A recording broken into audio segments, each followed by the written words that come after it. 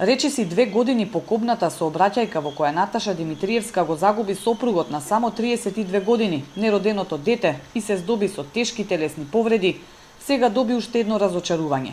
Пресуда со која виновникот добил само условна казна, оти признал вина.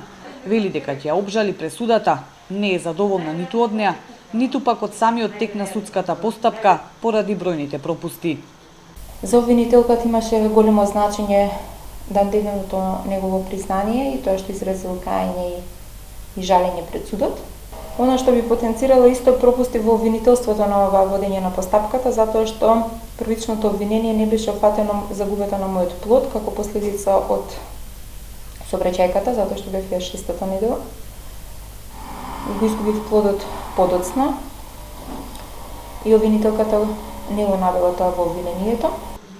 Пресудата предизвика бројни негативни реакции во јавноста. Председателот на Кривичниот суд во Скопје Иван Џолев најави дека ќе се заинтересира за случајот, но откако ќе собере повеќе информации ќе излезе и со свој став.